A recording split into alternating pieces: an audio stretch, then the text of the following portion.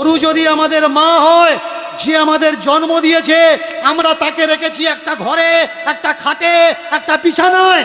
আর গরু যদি আমাদের মা হয়, গরুকে গলায় দড়ি দিয়ে আমরা বেঁধে রেখেছি গোয়াল ঘরে।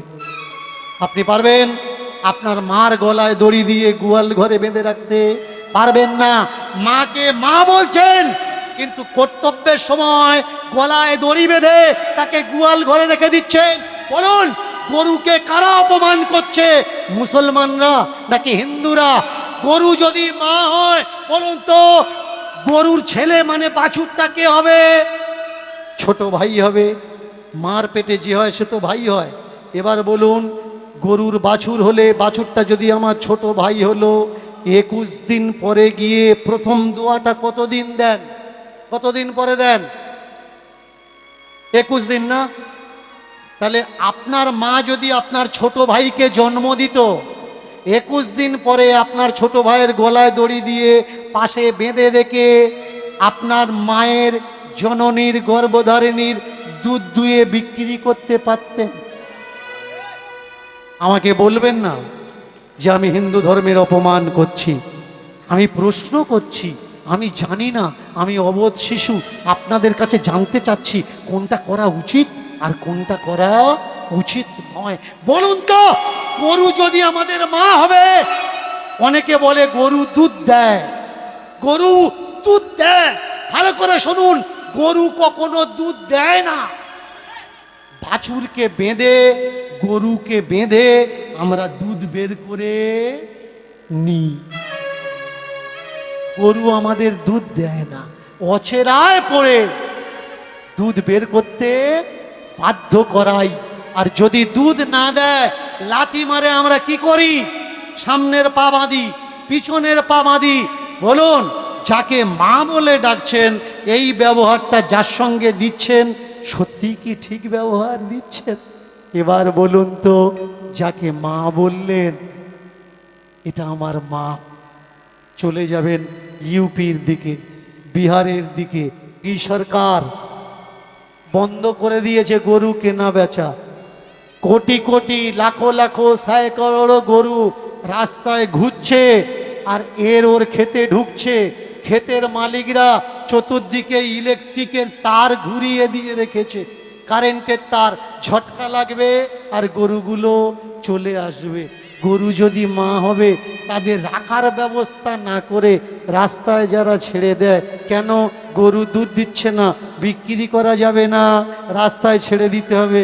বলুন তো, আপনার মা যেদিন সংসারে কোনো কাজে লাগবে না, আপনি পারবেন তাকে রাস্তায় ছেড়ে দিতে? এদিকে মা বলছে, আর কর্তব্যে কি করছে আগে জানতে হবে ভাই, ঠিক কোনটা ভুল কোনটা। ছোট্ট ছেলেটা বসে বসে চিন্তা করছে, আমার কপালের দুঃখ আমি দূর করার জন্য এসেছিলাম, এ তো দেখছি আমার থেকে বেশি দুঃখ ভগবান। রাজার ছেলে তারপরে গরু চড়াচ্ছে, শুধু গরু চড়াচ্ছে না, খালি পায়ে চড়াচ্ছে। মহারাজ বলতে পারেন কোথায় গেলে ওই ছেলেটার সাক্ষাৎ পাবো? বলে চলে যাও বৃন্দাবন ধাম। বৃন্দাবন বলে এটা ব্রজগাঁও, এই ব্রজগাঁয়ের সামনেই তো বৃন্দাবন, গেলে পাবে। বললে কোথায়, কিভাবে পাবো? বললে যাকে জিজ্ঞাসা করবে তাকে সে দেখিয়ে দেবে। আচ্ছা বন্ধুরা, তোরা শোন, আমি আর যাব না, কারোর গরু চড়াবো না। আমার কপালে কষ্ট থাকে থাক, ওই যে সৃষ্টিপতি, ওই যে ভগবান, ওই যে জগৎপতি, আমি ওর কপালের দুঃখ দূর করব, ওর কাছে যাব। আজ থেকে ওর গরুগুলো আমি চড়াবো, আমি খালি পায়ে চড়াবো, আর আমার জুতো চপ্পলটা আমি ওকে দিয়ে দেব, আর বলবো রাজার ছেলে রাজমহলে থাকো, আমরা না হয় গরিব মানুষ, আমাদের কপালে দুঃখটা থাক, কিন্তু তোমার কপালে কেন থাকবে? পায়ে পায়ে চলেছে বৃন্দাবন। এক পা, দু পা, তিন পা, পিছন থেকে পাঠক ডাক দিলেন, এই খোকা একটু এদিকে আয়। কি হয়েছে? একটু সোজা হয়ে দাঁড়া। কেন? আমি নিচু হয়ে তোকে প্রণাম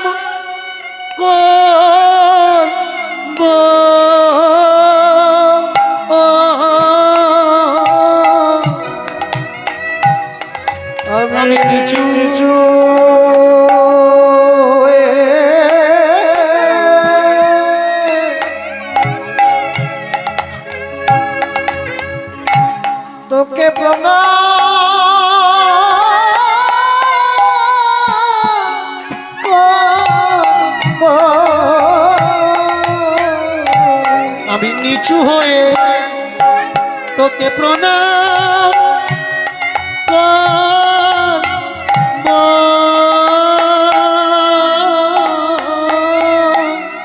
আমি নিচু হয়ে তোকে প্রণাম করব। কেন গো তুমি আমার পায়ে প্রণাম করবে কেন? আমি জানি না তুই মানুষ কি না।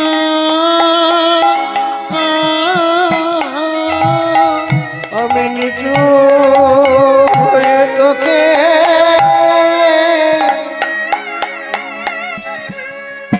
তোকে প্রণাম করব। ভক্তিমতী ভক্তমণ্ডলী, ভক্তিমতী মায়েরা একটু মন দিয়ে শুনবেন। আজকের পাঠক ছোট্ট বাচ্চাটাকে ডেকে প্রণাম করতে চাচ্ছে কেন? তত্ত্বদর্শী বলে উঠলেন, আমরা ভগবানের কথা বলি, ভগবানের কথা শুনি, ভগবানের দরজায় গিয়ে আমাদের দুঃখের কথা আমরা জানাই, কিন্তু আমরা ভগবানের দুঃখকে জানার জন্য কেউ কখনো চেষ্টা করি না। এই ছোট্ট ছেলেটা যখন শুনেছে রাজার ছেলে গরু চড়ায়, খালি পায়ে চড়ায়, শুনেছে পাঠ শুনলে নাকি দুঃখ দূর হয়, ছেলেটা ভাবছে ভগবান আমার থেকে তো বেশি দুঃখী তুমি,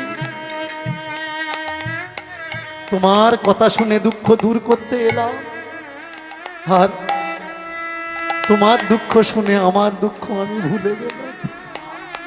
আমার যত দুঃখ হোক, যত কষ্ট হোক, আমি যাব তোমার কাছে, তোমার দুঃখ দূর করব।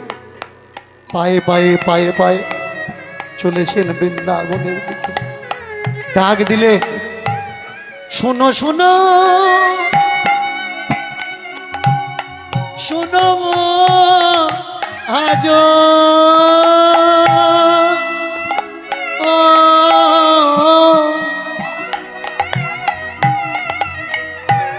আমি নিচু হয়ে তোকে প্রণাম করব। ওগো, কে আছো? আমাকে কেউ বলে দেবে কৃষ্ণের বাড়ি কোনটা? কৃষ্ণের বাড়ি কোনটা? যে দেখে সে বলে এই তো কৃষ্ণের বাড়ি। মায়েরা বৃন্দাবন গেছেন না? কে কে গেছেন বৃন্দাবনে একটু হাত তুলবেন। গেছেন তো? বৃন্দাবনে এখন আর ঠাকুর নেই, ঠাকুরের নাম করে মানুষ ঠাকুর হয়ে ঘুরে বেড়াচ্ছে। ঠাকুরকে দেখার জন্যে টাকা দেওয়া লাগে, 500 টাকা, 1000 টাকা। গরিবদের লাইন আলাদা, সারাদিন লাইন ধরে দাঁড়িয়ে থাকতে হবে। মধ্যবিত্তের লাইন আলাদা, ভিআইপি লাইন আলাদা, ভিভিআইপি লাইন আলাদা। যে যত টাকা দেবে ভগবান তাড়াতাড়ি তার দর্শন দেবে। এটা যে শুধু বৃন্দাবনে হচ্ছে তা নয়, সব জায়গায় একই সিস্টেম হয়ে গেছে। শুধু যে তীর্থে হচ্ছে তা নয়, এমএলএ এমপি থেকে এমন অনেক গ্রামের প্রধান আছে, গরিব মানুষ গেলে উঠতে চায় না, বাবু ঘুমুচ্ছে 10টায় উঠবে। কিন্তু যদি টাকা পয়সাওয়ালা লোক যায় আর শুনেছে এসেছে, তিড়িং করে লাং মেরে উঠবে, বসতে বলে এক্ষুনি আসছে। ভগবানও বর্তমান নেতাদের মতো পরিস্থিতি হয়ে গেছে। তবে সব ভগবান যেমন লাইন দেওয়া লাগে না, সব নেতার বাড়িতেও লাইন দেওয়া লাগে না। পৃথিবীতে এমন নেতাও আছে তার কাছে যাওয়া লাগে না, কানে শুনলে বিপদ, পায়ে হেঁটে তোমার কাছে চলে আস। পৃথিবীতে এমন ভগবানও আছে যে ভগবানকে লাইন দিয়ে নয়, ভগবান মন্দির খালি করে রেখেছে আমাকে দেখবি আর কোনো তালা কোনো লকার কিচ্ছু নেই। কালী মন্দির তালা পাবেন, দুর্গা মন্দির তালা পাবেন, আপনি কৃষ্ণ মন্দিরে বিষ্ণু মন্দিরে তালা পাবেন, কিন্তু রাস্তার আশেপাশে দেখবেন একটা পাথর দিয়ে সিঁদুর মাখিয়ে শিবলিঙ্গ করা হয়, হয় না? শিবলিঙ্গ, শিব ঠাকুরের লিঙ্গ মূর্তিতে কখনো দেখেছেন তালা ঝুলছে? যে খুশি সে চলে যায়, কোনো ব্রাহ্মণ পুরোহিত কারণ লাগে না। একা একা ফুল দাও, একা একা চন্দন দাও, একা একা তিলক করো, একা একা জল দিয়ে দাও।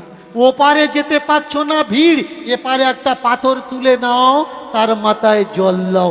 কৃষ্ণ মন্দিরে যাওয়া লাগবে, তবে কৃষ্ণ তুষ্ট হবে। হরি মন্দিরে যাওয়া লাগবে, তবে হরি তুষ্ট হবে। কালী মন্দিরে যাওয়া লাগবে, তবে কালী তুষ্ট হবে। কিন্তু শিবের বেলায় যে কোনো পাথরকে তুমি শিব বলে মনে করো, জল দাও, তিনি একটি বেলপাতাতেই তুষ্ট। জল গঙ্গায় থেকে আনো বা কলের থেকে, এক ফোঁটা দাও বা হাজার কলস, তাতেই তিনি তুষ্ট। আগে জানতে হবে ভাই। এসে দাঁড়িয়েছেন বৃন্দাবনে, কোনটা ভগবানের বাড়ি? বলে এই তো। বলে ওটা, ওটাও ভগবান, ওটাও ভগবান। ছেলেটা মনে মনে ভাবছে রাজার ছেলে হতে পারে, এদের অনেকগুলো বাড়ি। আমরা গরিব মানুষ গাছতলায় শুই, যারা ধনী মানুষ দেখবেন বাড়ি এই পৃথিবীতে কাদের বেশি জানেন? যাদের শোয়ার লোক নেই তাদের বাড়ি ঘরদোর বেশি। আর বাড়ি ঘরদোর নেই কাদের? যাদের শোয়ার লোকজন বেশি, এদের বাড়ি ঘরদোর নেই।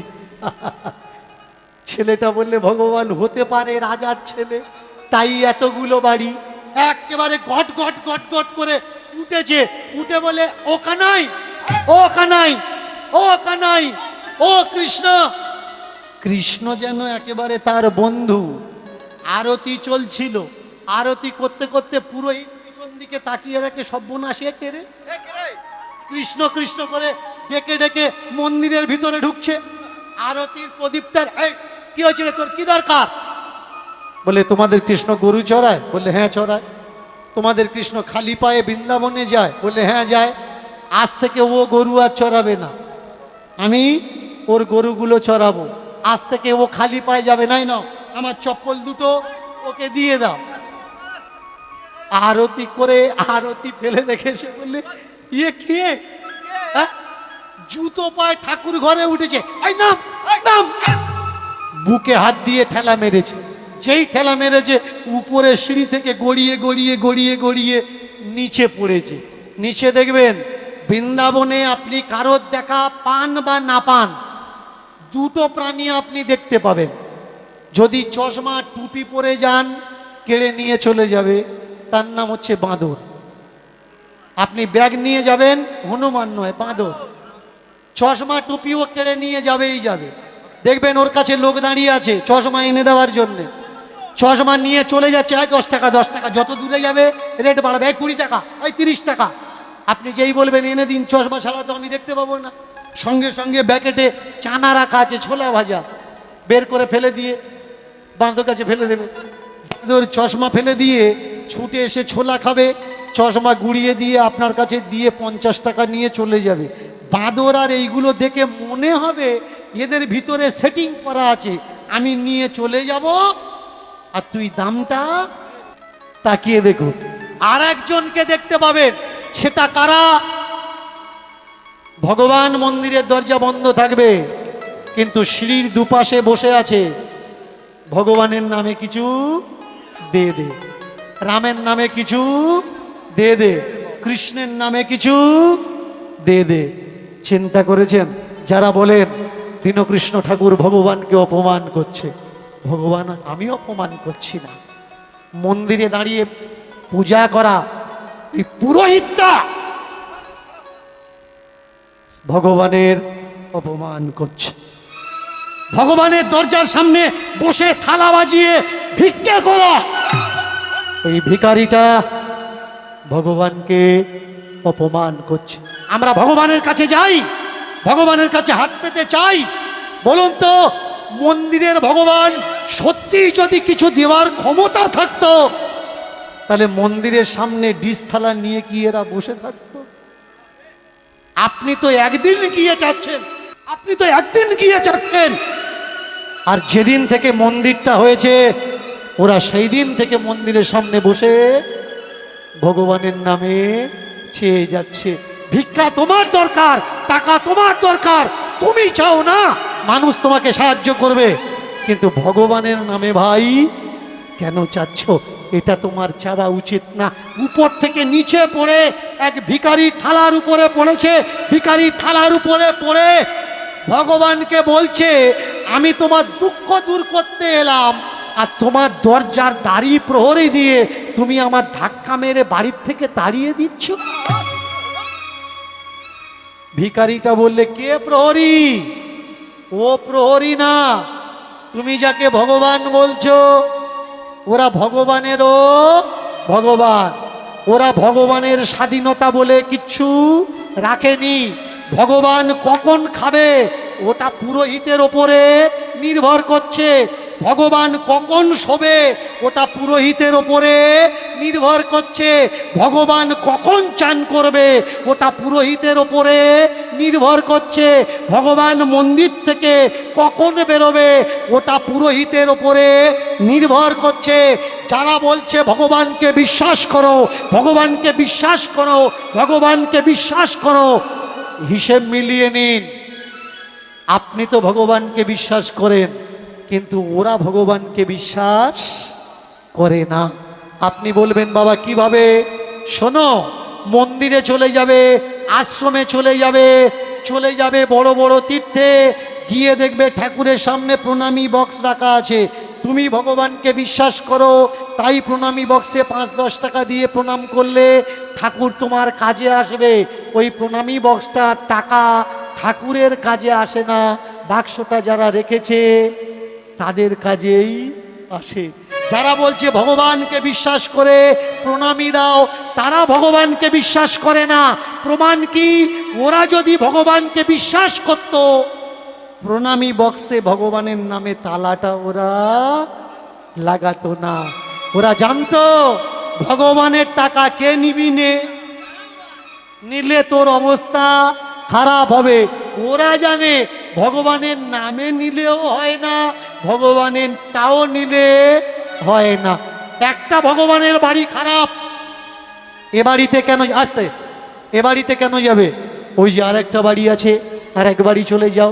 সম্মুখে তেরাস মন্দির ছিল দেখিয়াতে, ছিল দেখিয়াতে, সম্মুখে তেরাস মন্দির ছিল দেখিয়াছে, ছিল দেখিয়াছে, সম্মুখে তেরাস মন্দির ছিল দেখিয়াতে, দেখো ছিল দেখিয়াতে, সমুদ্রেতে নাচ মন্দির ছিল দেখিয়াতে, ছিল দেখিয়াতে। রাসেশ্বর প্রেম ভরে রাসোচে মাতে, রাসোসে মাতে, রাসেশ্বর প্রেমে ভরে রাসেতে মাতে, রাসেতে মাতে, রাসেশ্বর প্রেম ভরে রাসোসে মাতে, রাসোসে মাতে, রাসেশ্বর প্রেম ভরে রাসোসে মাতে, রাসেতে মাতে। দেখিতে পাইল, দেখিতে পাই, দেখো দেখিতে পাইল, দেখিতে পাই, সম্মুখেতে রাস মন্দির দেখিতে পাইল, রাস মন্দির দেখিতে পাই, এই সম্মুখেতে রাস মন্দির দেখিতেছে পাইল, সম্মুখে রাস মন্দির দেখিতে পাই, নিতাই গৌর প্রেমানন্দে হায়। সমুদ্রে রাস মন্দির দেখিতে পাই, সমুদ্রে রাস মন্দির দেখিতে পাই। প্রবেশ করিল তথায় রাস ভবনে।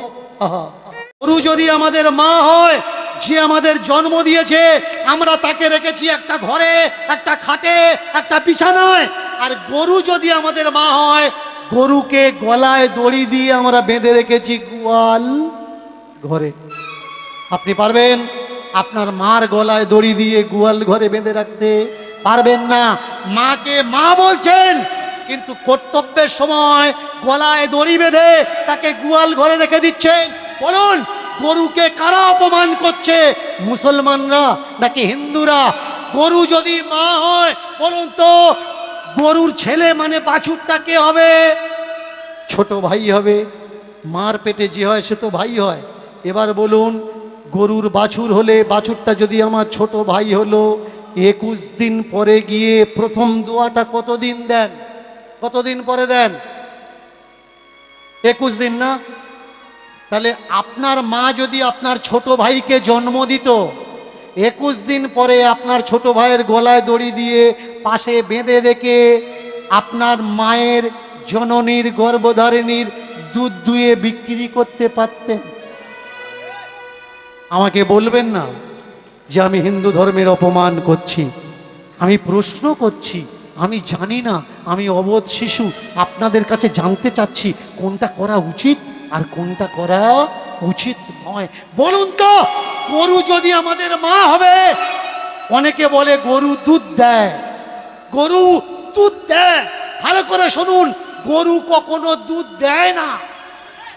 বাছুরকে বেঁধে, গরুকে বেঁধে আমরা দুধ বের করে নিই। গরু আমাদের দুধ দেয় না, অচেরায় পড়ে দুধ বের করতে বাধ্য করাই। আর যদি দুধ না দেয়, লাথি মারে আমরা কি করি? সামনের পা বাঁধি, পিছনের পা বাঁধি।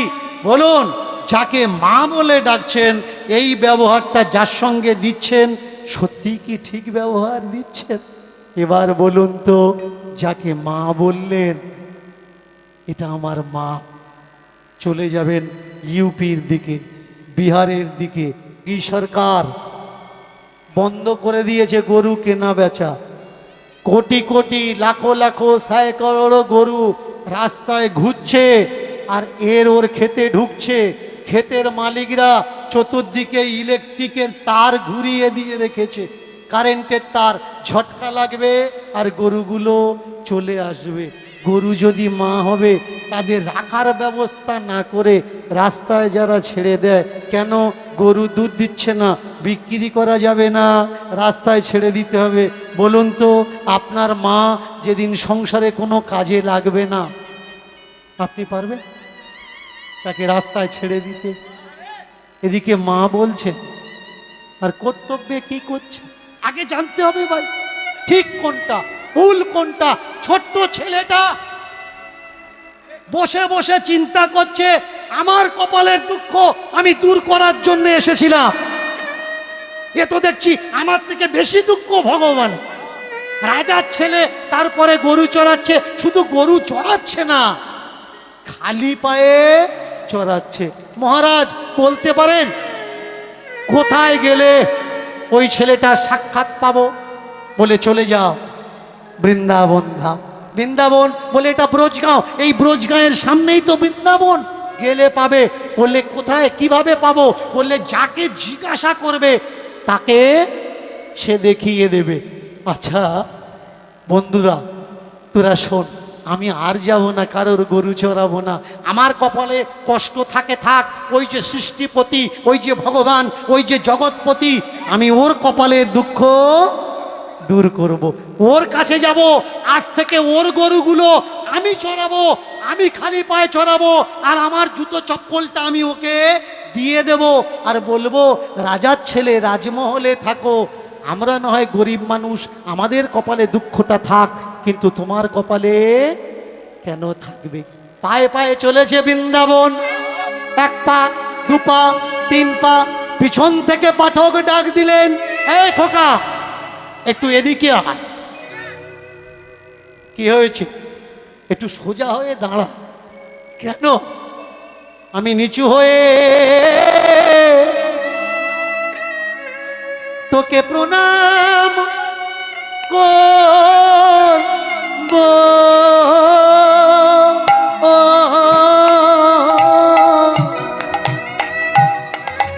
আমি নিচু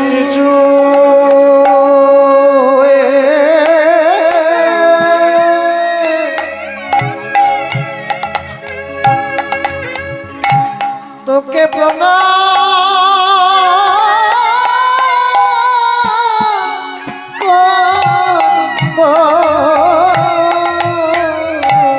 আমি নিচু হয়ে তোকে প্রণাম করব।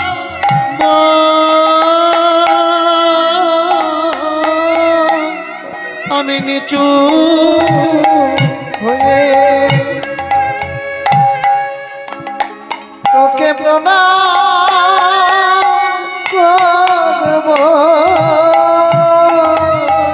কেন গো তুমি আমার পায়ে প্রণাম করবে কেন? আমি জানি না তুই মানুষ কি না,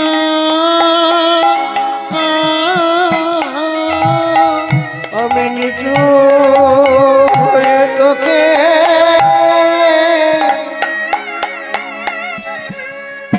তোকে প্রণাম করব। ভক্তিমতী ভক্তমণ্ডলী, ভক্তিমতী মায়েরা একটু মন দিয়ে শুনবে। আজকের পাঠক ছোট্ট বাচ্চাটাকে ডেকে প্রণাম করতে চাচ্ছে কেন? তত্ত্বদর্শী বলে উঠলেন, আমরা ভগবানের কথা বলি, ভগবানের কথা শুনি, ভগবানের দরজায় গিয়ে আমাদের দুঃখের কথা আমরা জানাই, কিন্তু আমরা ভগবানের দুঃখকে জানার জন্য কেউ কখনো চেষ্টা করি না। এই ছোট্ট ছেলেটা যখন শুনেছে রাজার ছেলে গরু চড়ায়, খালি পায়ে চড়ায়, শুনেছে পাঠ শুনলে নাকি দুঃখ দূর হয়, ছেলেটা ভাবছে ভগবান আমার থেকে তো বেশি দুঃখী তুমি, তোমার কথা শুনে দুঃখ দূর করতে এলাম, আর তোমার দুঃখ শুনে আমার দুঃখ আমি ভুলে গেলাম। আমার যত দুঃখ হোক, যত কষ্ট হোক, আমি যাব তোমার কাছে, তোমার দুঃখ দূর করব। পায়ে পায়ে পায়ে পায়ে চলেছেন বৃন্দাবনের দিকে। ডাক দিলে, শোনো শোনো শোনো আজ